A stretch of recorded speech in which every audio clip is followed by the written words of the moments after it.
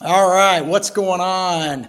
Welcome to another edition of the Gators Online Recruiting Show. I am Keith Niebuhr, and I'm joined, as always, by Blake, Alderman, and Corey Bender. We work for Gators Online.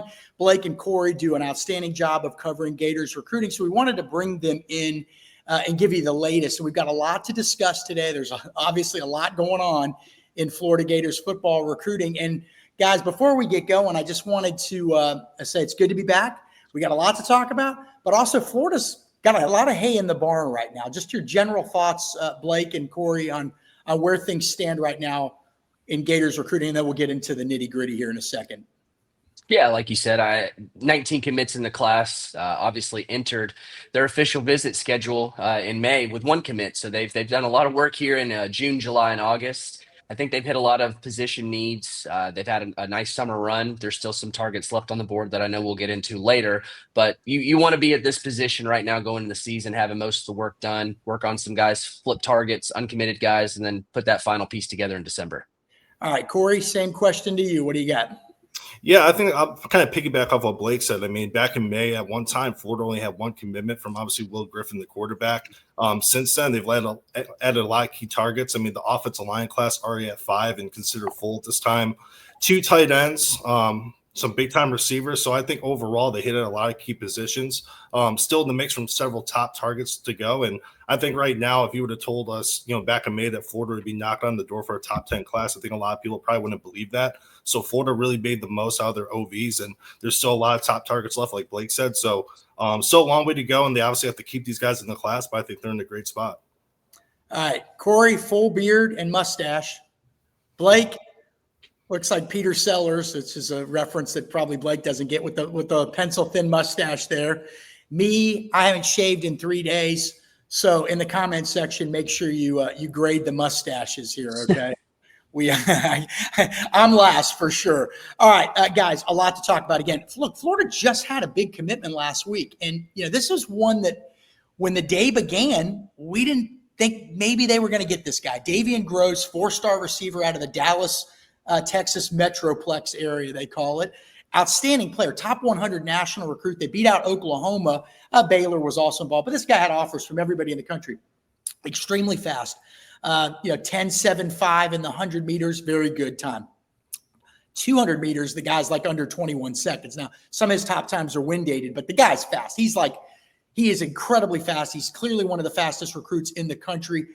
Blake, this one kind of, Corey, you lucked out. You're on vacation. Yeah, I lucked out. We're going to get you to break down his film in a second. Yeah. But Blake, this was one that kind of snuck up on, I think, a lot of people. And as the day progressed, it looked like Oklahoma and then Florida was surging, and Florida ended up getting him. How did Florida pull this off? NIL, relationships, both? How did Florida land Davian Gross? Because this guy's a dude. I feel like it's stages with that recruitment. Obviously, the official visit in June that he took, well, he liked Florida because I don't think he would have taken the visit if he didn't like them. But that was his first time ever visiting Florida. So he left, and it's like Florida really cemented themselves in that recruitment. And I think that a combination of having that comparison of being a Percy Harvin-like player that can run the ball, get the ball out of different ways in the backfield, a receiver, just being sort of an offensive weapon, I think that registered with him because you hear Percy Harvin having that type of role. That's going to get your attention, but you're going to be able to have a chance to be coached by the guy that coached Percy Harvin and Florida wide receiver coach Billy Gonzalez and head coach Billy Napier is an offensive mind. So when you look at Baylor, you look at Oklahoma, those are defensive minded head coaches. And Florida was kind of the outlier there that did have that offensive staff. I think it was something that was a little different for him and distance from home was kind of the hang up here for Florida.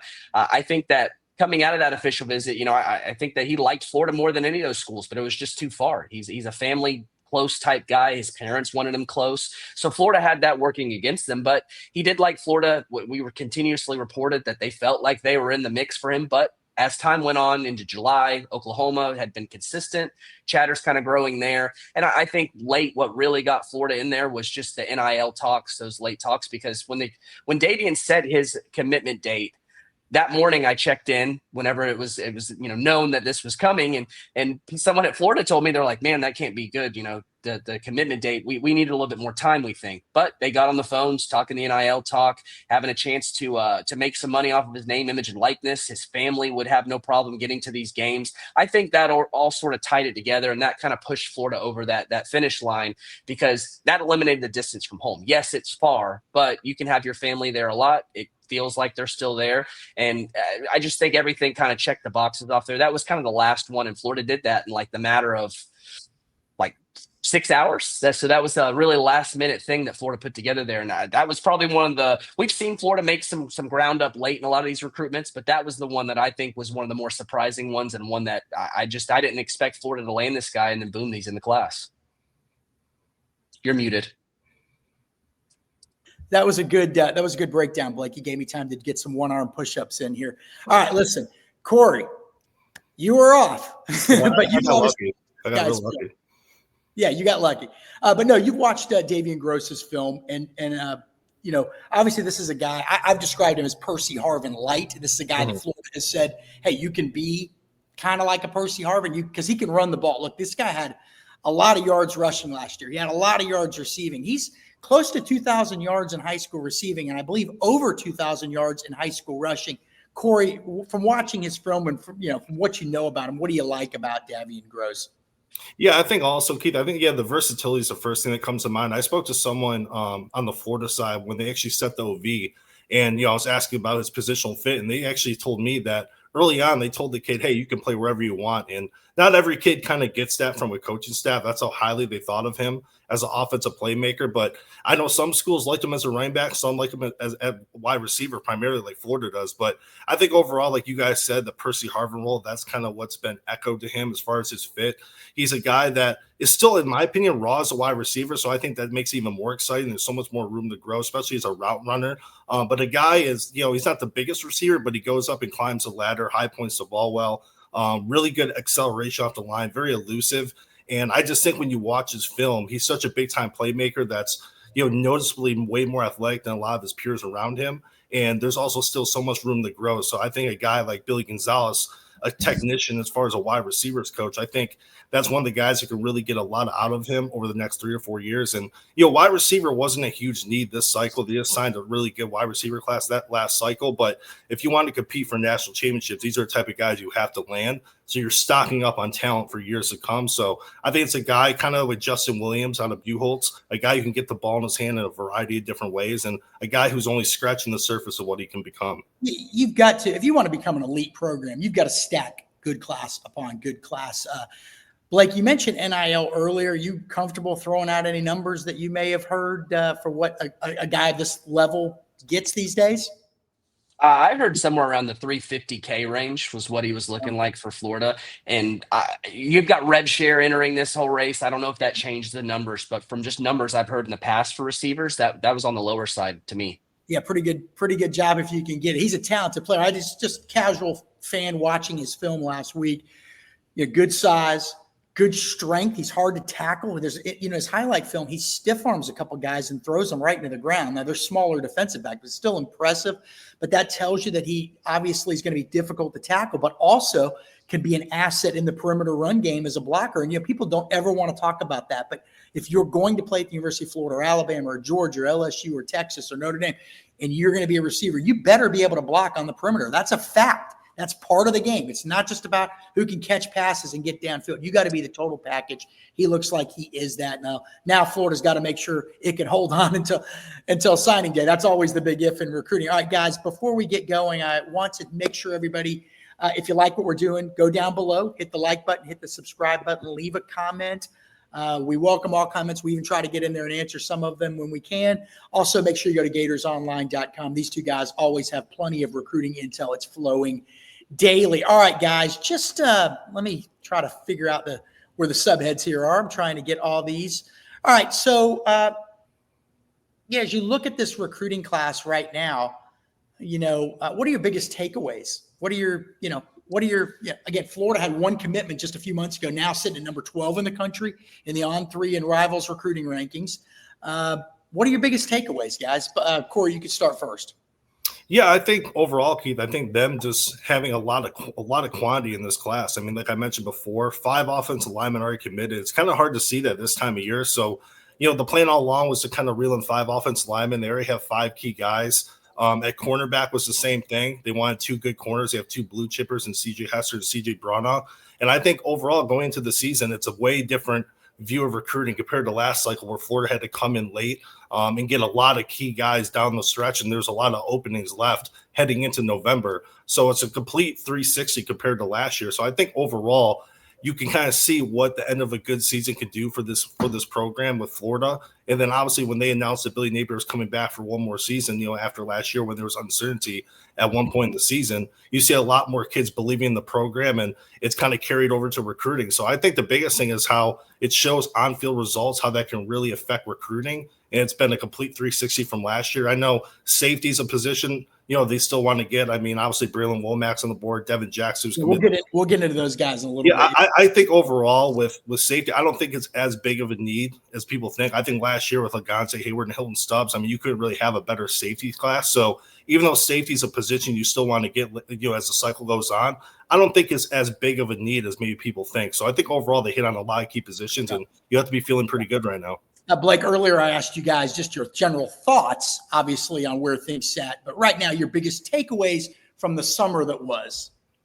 I think it's just more evidence of we've said, just talking about Florida's official visits, how they do a really good job on the official visits as far as making everyone feel like family, making people that are in the recruits like family and friends and whatnot that come with these kids. They all feel welcome. They all feel comfortable. I think that was evidence of that this past summer, because Florida, like we said, enters that official visit stretch with 1 commit and 4-star quarterback Will Griffin. Now they're sitting here at 19. And I think if the commitment wasn't landed on or shortly after that official visit, that sort of laid the groundwork. So I think that just showed. My biggest takeaway was just when I haven't had many times where I've seen only 1 commit in a class. So that was, I think, just more evidence of how strong they can do on an official visit, because here we are now with 19. All right, next up, biggest surprise in the class so far. Biggest surprise thus far. Blake, we'll stick with you.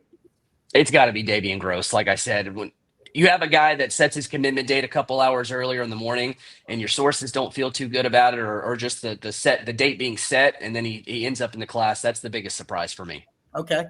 Corey, your biggest surprise so far?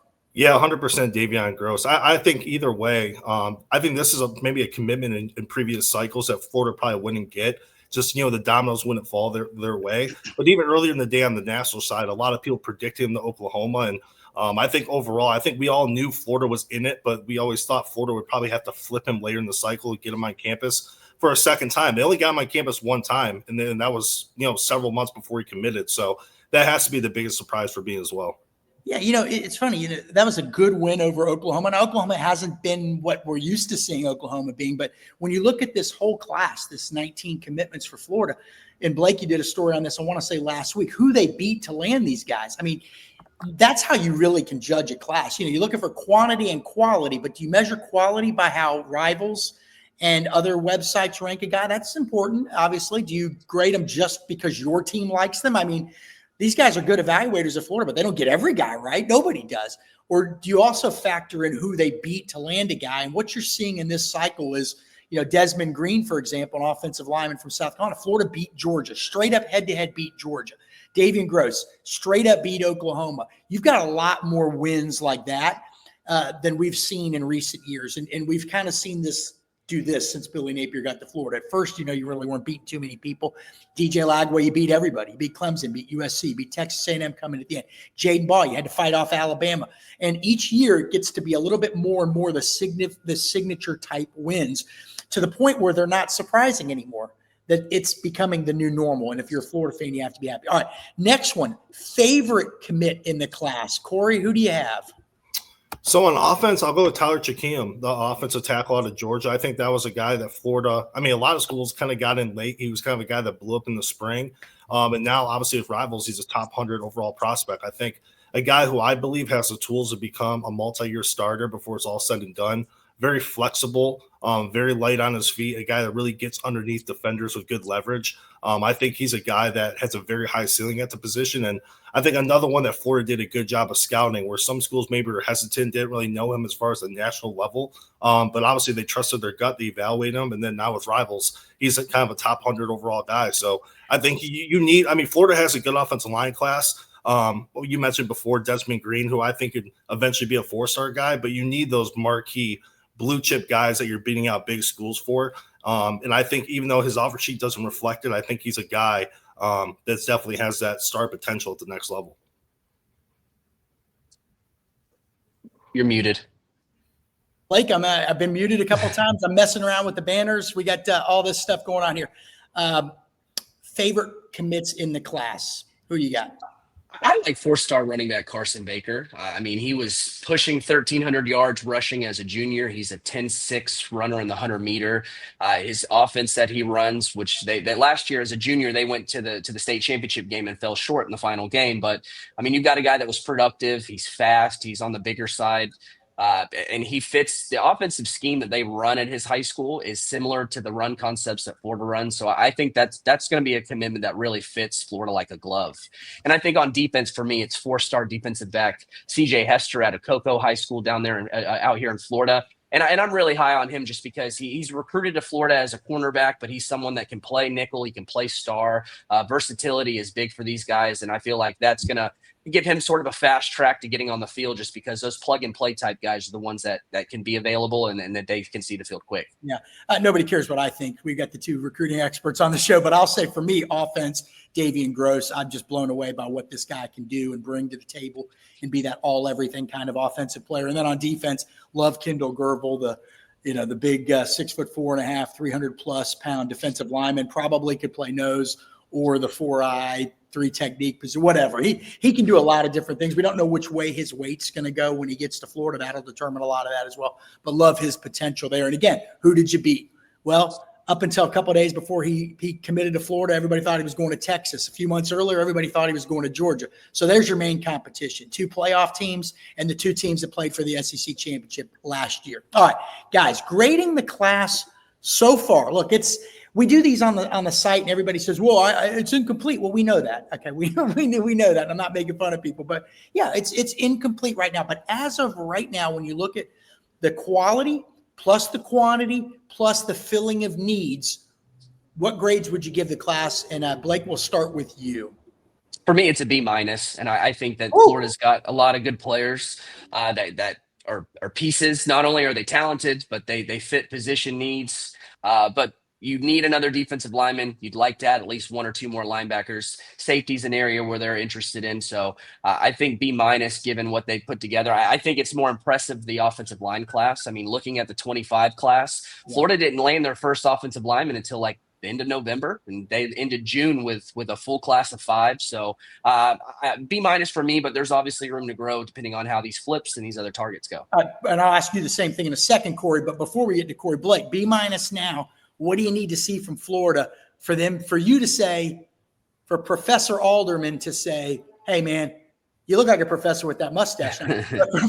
for you to say, "Hey, this is A- A range," what do they got to do?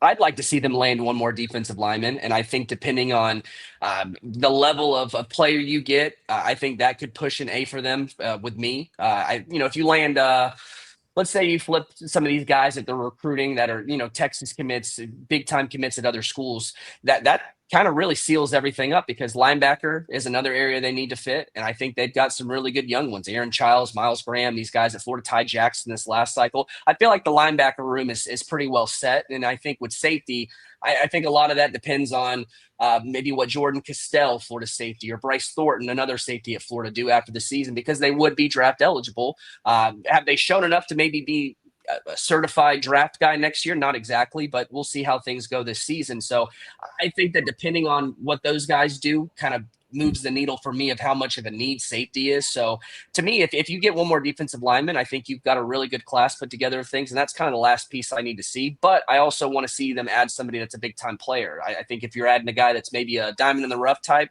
it's not going to really move the needle as much. All right, let's compare Professor Bender to Professor Alderman to Dr. Bender. Bender, you got the big title today. You got 9 degrees out there in recruiting coverage. What is Dr. Bender, what grade is he giving the class right now? Yeah, no, I would give it a flat B. I mean, I was actually close to doing a B plus. I put this on the board, I think, last week. We had some people on our subscribers that put C. Some people put D. I was shocked. I actually think this class is fairly solid. I think when you look at running back, like Blake mentioned, I think Carson Baker is a guy that fits Florida very well. You always need a quarterback in the class. I know it's not a 5-star guy, but Will Griffith's a serviceable guy. 5 offensive linemen. I think the biggest thing right now is linebacker and defensive line. We've wrote about so many times that Florida does need another interior defensive lineman, especially after this year. You get your top guy in Kendall Gervil, but you still, Jamari Lyons has come off injury. I know Mekhi Barrow is kind of impressed throughout the offseason, but we have to see that more on Saturdays now too. Does that translate? So obviously interior defensive line would take it to me in the A- range, especially if they were able to flip a Vodney Cleveland or a James Johnson from Texas. There's some other guys in the mix for it, but you definitely need to get another marquee guy. No 5-star commits right now, but I think a lot of solid 4-star guys, and that's where it has me in the B range. I mean, when you go from A to Z, I think it's a very solid class at this time of year. And like I mentioned before with safety, I mean, Braylon Womack, I know Auburn's trending for him, but I just don't see safety as big of a need compared to others. So I think they got a lot of stuff filled, but I think interior D line is where they need to get. I think I just checked. Am I on mute now? Okay, I think I just checked. Let me take a look at this. Florida only has one player in the top 100 right now. We're not used to seeing that. So again, you look at the class, 19 commitments, good number. They might not sign but a few more, get but a few more than that when it's all said and done. Good quality, not a ton of star power. Davian Gross is the only top 100 recruit in the Rivals industry rankings. Do you guys think that some of these guys have a chance? I like Kendall Gervil's not in the top 100, but to me, he's a top 100 type guy. If somebody says, hey, there's just not a lot of star power, what do you tell them? Do you tell them wait and see because you think some guys are going to move up, or do you agree that, hey, they need to hit a few more home runs here down the stretch? What would you say to that? Yeah, I think it's easily both. Yeah. Both? Okay. Yeah. Corey? No, yeah, I think it's definitely both. I mean, you have guys in the class like a Chancellor Campbell. If he has a good senior year, I could see him flying up in the rankings. We know a lot of analysts kind of like the high upside guys who have that NFL type ceiling. If he has a good fall, I could see him going up. Keith, you mentioned Kendall Gervil. I think CJ Brana is another guy, the height and speed guy, who I think if he has a good senior year, he can kind of go up in the rankings. It kind of goes with like Jaden Woods too. I mean, when I watched his film at the end of last cycle, I thought he was more of a 5-star guy. I loved his film. And then we're kind of seeing all the buzz around him. So I think Florida has a lot of those mid blue chip guys that could really catapult in the rankings. But at the same time, yeah, if you're going to be competing for national championships, beating Georgia, the James Johnsons in the world, you have to get those guys in the class. And like I think Blake put it perfectly. I think it's a little bit of both. Blake, did you like Corey's evaluation flex there with Jay? I did. Oh, yeah. I'm the king of that. Okay, I'll let everybody know everything I got right, and man, you damn sure better believe I'm going to forget about all the ones I got wrong. All right, before we continue, again, one more time, if you like what we're doing, hit the like button below, subscribe, leave a comment. We appreciate everybody. We really do.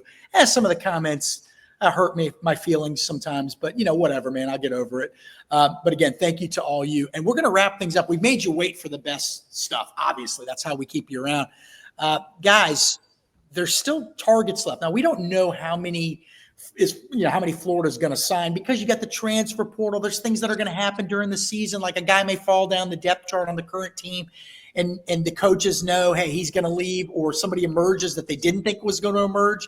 And that was going to be a spot. And now it's not a spot because that kid stands. So there's a lot of fluidity to all of this. So we'll just say that there's probably, 3, 4, 5 more guys that could end up in the class. Give me some intel. Who wants to start first? Blake, why don't we start with you? Give us some intel on some remaining, let's just say 2 each. How about that? A couple guys each so you don't overlap too much. Blake, get us started. Remaining targets for 2026, some intel. Sure. And like we talked about, just some of those needs left. Linebacker is one of those. And I believe Florida's last uncommitted target. Well, there's another one that will soon come off the board, but 4-star linebacker DQ Forkpa.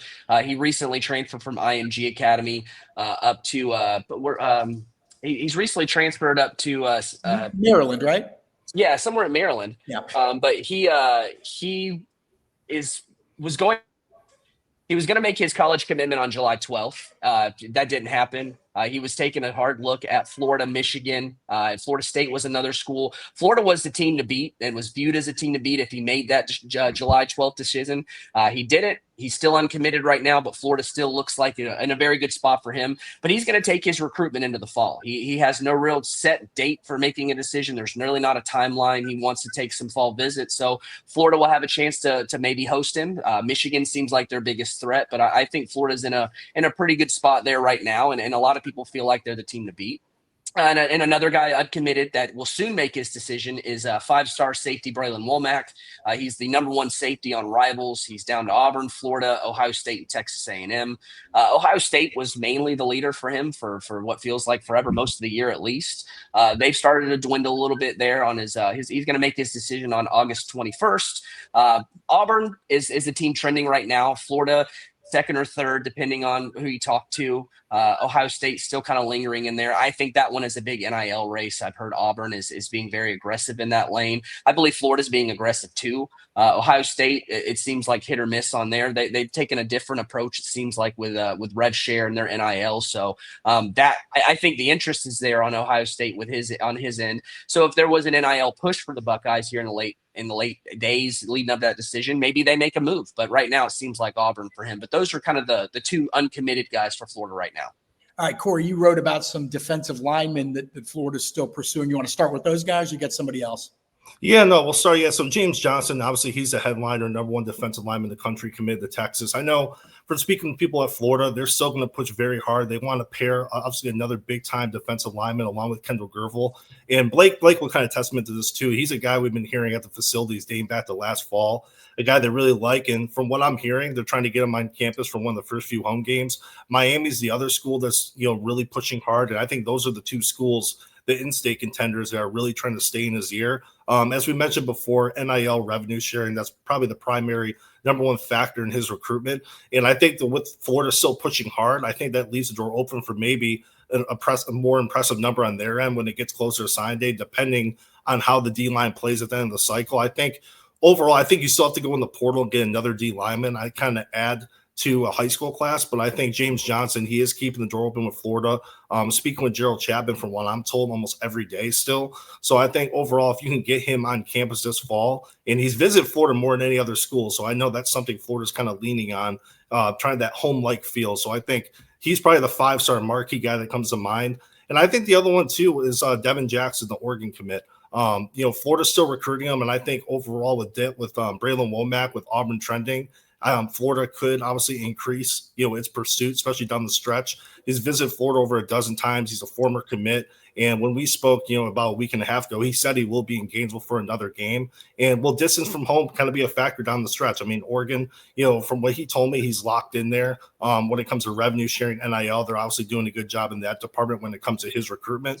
But I think maybe some nostalgia kind of hits later in the cycle with him, especially if he gets on campus for a big game like against Texas. So I think overall with Braylon Womack, if they miss on him, which right now it's trained towards Auburn way, we can see Florida kind of up its pursuit with Devin Jackson, who they think is one of the best safeties in the country. Okay, I got another question, then we'll get out of here. Again, a year ago at this time, remember everybody was saying, hey, when Florida loses, and when Billy Napier gets fired, my school is going to be able to raid these guys from Florida's commitment list. Well, the tables have turned, right? So now Florida's projected as a top 15 potential college football playoff type contender. We don't know which direction the season is going to go, but that's where people think the program could be trending.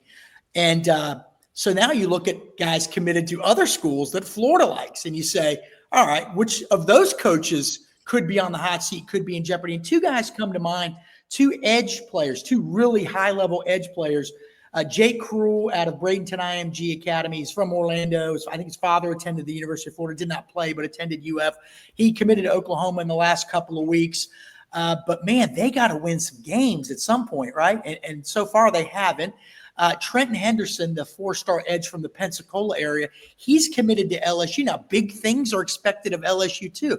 But that is not that's a fan base much like Florida's, okay? They are not very patient out there.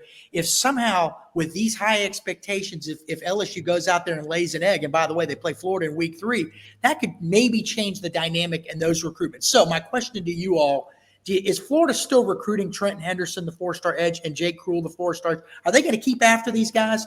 What's your thoughts there?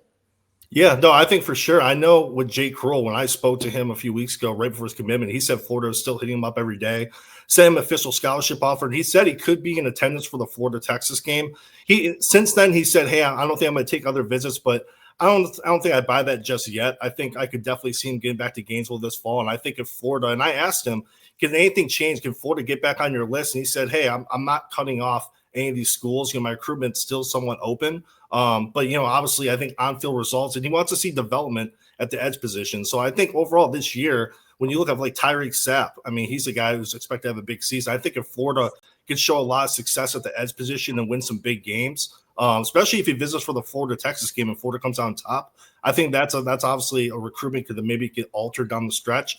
And same thing with Trent Henderson. That was a very close recruitment. Florida still wants him. Florida barely lost out. They had the momentum going into the final week before, when it comes to revenue sharing at NIL, and LSU kind of edged them out. But I think with proximity on their side, he's more available to visit Florida probably than Baton Rouge. And if Florida can win some big games and get them on campus, I definitely think that's a winnable recruitment at some point. But like you said, Keith, they have to, obviously get the wins on the field. Blake, any thoughts? And obviously Braylon Womack, if he does in fact pick Auburn, another program where Hugh Freeze is entering year 3, hasn't had a winning season yet. Sound familiar, Gator fans? Going into year 3, probably needing some wins. Anybody you're tracking, Blake, that's committed to other schools where you say, I'm going to watch that coaching situation pretty closely here because Florida's got a good relationship with them. And we also know, look, we got to give Florida's NIL credit. They are in the game with a lot of big name guys. That doesn't happen by accident. Relationships, development, we get all that, but you got to have the NIL these days. So Blake, who are you tracking? Yeah, I think Trenton Henderson is one, maybe not so much for, potential hot seat with Brian Kelly, but that was a recruitment that Florida led after the official visit. LSU was the leader before that. They go back and forth up to the commitment date. And it seems like the official visit Trenton Henderson took in the summer, that could put Florida as number 1. He took an unofficial visit early in the year, and that really put Florida as like one of those top contenders in his recruitment. So it seems like every time he visits, it seems like Florida makes this big drastic move. So if you can get that guy on campus, considering how close it was whenever he made his commitment, who knows? And I think with Jake Krull, you look at what Oklahoma could do this year. Could the noise be getting loud? They're going to continue to recruit him through the whistle. He's one of the best pass rushers in the class. Yeah, I think in his fall classic game, he had like 4 sacks against the First Academy. So, he can play. Florida needs another edge. They're recruiting a couple of those guys at the edge. But I think Womack is the one where that Florida and Auburn are both being aggressive with NIL. And obviously Auburn is aggressive there. Womack's sister has transferred to Auburn to play softball. He's close with that coaching staff. Auburn needs to make a splash. I don't remember what their class is ranked, but last check, at least at one point, they were somewhere in like the 60s this cycle in the recruiting rankings. And that's not what I'm used to seeing Auburn being as far as where their class is ranked. So they're clearly needing to make a move. And if you're going to make a big splash, you land a 5-star like Braylon Womack. But, Hugh Freeze might have a lot more time to play some golf after the season. So who knows? Of course, if the reports are true that the NIL for Braylon Womack is potentially very, very high, you almost start to think, would a coaching change even matter? You know what I mean? Like if the next staff still values that's the unknown. Does the next staff still value a kid financially at that level? And then also, what does he think of those people? But if the money's really good, they may just say, look, I'll roll the dice.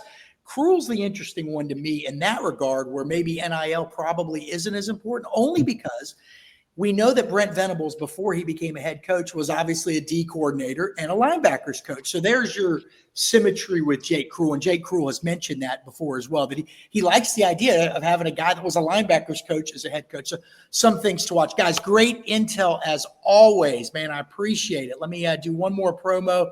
Be sure you go down below, hit the like button, hit the subscribe button, and also go to gatorsonline.com right now. We've got all kinds of specials.